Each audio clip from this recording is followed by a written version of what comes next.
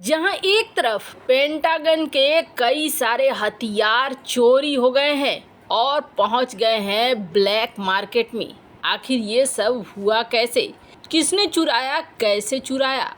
तो वहीं दूसरी तरफ बाइडेन और पीएम मोदी के बीच कौन सी गुप्त बात अब लीक होकर दुनिया के सामने आ गई है। जानेंगे जियोपॉलिटिक्स में क्या कुछ चल रहा है। पेंटागन में इस वक्त अफरा तफरी मची हुई है। आइए जानते हैं इन खबरों को विस्तार से। पेंटागन में इस वक्त हलचल मची हुई है। अधिकारी सोच में पड़ गए हैं कि कैसे मुद्दे को हैंडल किया जाए, क्योंकि इन्हें दिख रहा है जो अमेरिका की खास बड़ी बड़ी मिसाइलें और हथियार हैं, ये हथियार दिख रहे हैं ब्लैक मार्केट में।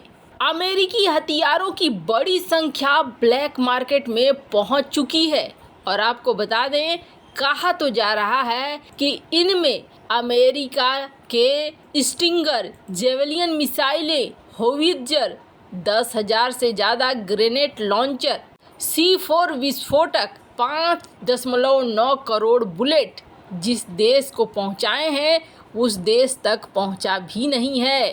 पेंटागन में इस तरीके की अफरा तफरी मच गई है कि पेंटागन ने अब ये जब देखा है कि उसके हथियार ब्लैक मार्केट में बेचे जा रहे हैं, अपराधियों के हाथ लग रहे हैं, तस्करों के हाथ लग रहे हैं, तो इस खुलासे ने दुनिया भर को चौंका दिया है। पेंटागन ने कहा है कि हम जांच की टीम बिठाएंगे और ये जांच की टीम उस देश तक भी जाएगी जहां अमेरिका ने हथियारों को भेजा है। अब इस वक्त तो आपको एक ही देश दिमाग में आ रहा होगा और वो बिल्कुल सही आ रहा है। रूस के खिलाफ युद्ध लड़ने के लिए यूक्रेन को कई देशों की तरफ से आर्थिक मदद और हथियार मिले, लेकिन इस खुलासे ने दुनिया भर को चौंका दिया है। CNN ने एक रिपोर्ट दी है और इस रिपोर्ट में कहा है कि युद्ध की शुरुआत में अमेरिका की तरफ से भेजे गए कई हथियार अपराधी और तस्करों के हाथ लगे हैं, जिसे ब्लैक मार्केट में बेचा जा रहा है।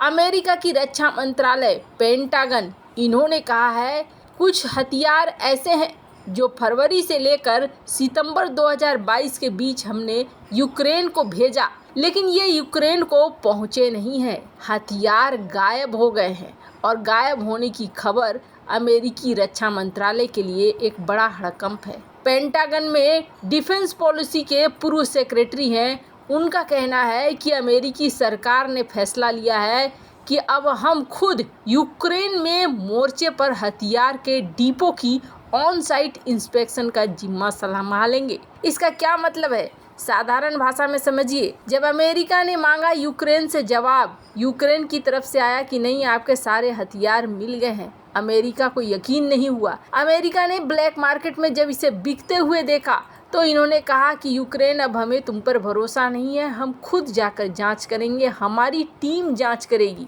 पेंटागन ने यूक्रेनी सेना को बहुत सारी चीजें दी है, जिसमें 10,000 से ज़्यादा ग्रेनेड लॉन्चर, स्टिंगर, जेवलियन मिसाइलें, होवित्जर, C4 विस्फोटक, 5.9 करोड़ बुलेट। इसके अलावे national advance surface to air missile system, phoenix ghost drone, HIMARS rocket system, ये बहुत कुछ दिया है।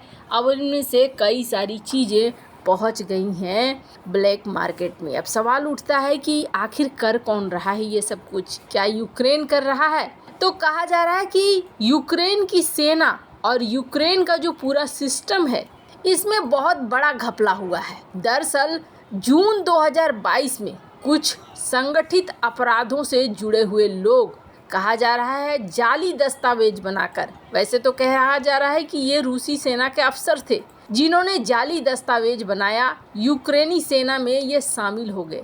वॉलेंटियर फाइटर के रूप में युद्ध मोर्चे पर पहुंच गए और मौका देखकर वहां से कई हथियार चुरा लिए हैं। इनमें से ग्रेनेड लॉन्चर, मशीन गन, 1000 हथगोले भी शामिल हैं। जून 2022 में यूक्रेनी इंटेलिजेंस ने दक्षिणी यूक्रेन में फ्रंट लाइन पर लड़ रहे हथियारों के एक तस्कर को भी पकड़ा था, जो वहां से हथियारों को चुरा कर बेचने के फिराक में था।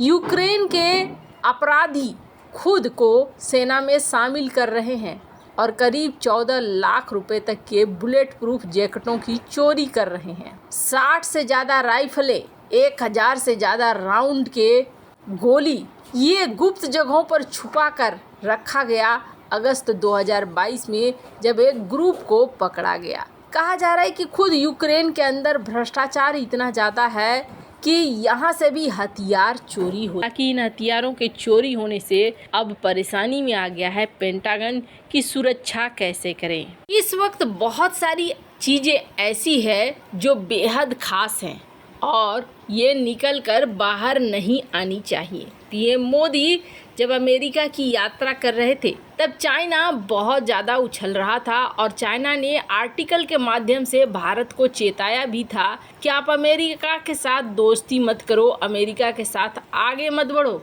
चाइना जानता था कि ये जो बैठक है, इस बैठक में चाइना के खिलाफ रणनीतियाँ बनेगी। वैसे आपको बता दें, पीएम मोदी की अमेरिका यात्रा बहुत ज़्यादा चर्चा का विषय बनी थी। कारण ये था कि जितने लोकप्रिय भारत में पीएम मोदी हैं, उतने ही अमेरिका में भी लोकप्रिय हैं और बाइडेन रणनीतिक मजबूरियों के कारण भी भारत के साथ अपनी दोस्ती को बनाकर रखना चाह रहे थे। बाइडेन और पीएम मोदी के बीच बहुत सारी ऐसी चीज़ें थी जिन पर बात करना बेहद ज़रूरी था। 21 जून से 23 जून के बीच अमेरिका की यात्रा पर जब थे तो वहां पर अमेरिकी राष्ट्रपति ने सुबह व्हाइट हाउस में पीएम मोदी का स्वागत किया। बाद में उसी दिन शाम को एक राजकीय रात्रि भोज हुआ जिसमें बाइडेन और पीएम मोदी 8 घंटे से अधिक समय तक एक साथ समय बिता रहे थे।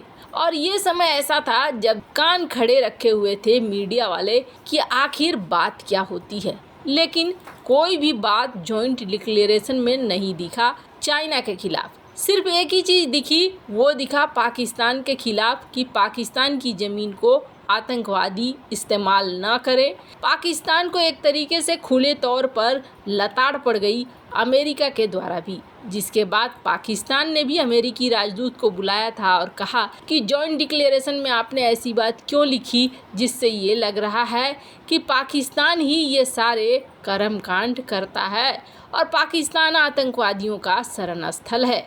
इस पर भी दोबारा से लताड़ पड़ गई थी पाकिस्तान को, क्योंकि अमेरिका ने ये कहा था कि जो है सो हमने कहा है, तुम्हें कार्रवाई करने की ज़रूरत है। पर अब कहा जा रहा है एक खास बैठक हो रही थी पीएम मोदी और बाइडेन के बीच और ये जो चर्चा हो रहा था, ये चर्चा खास तौर पर जिनपिंग को लेकर हो रहा था।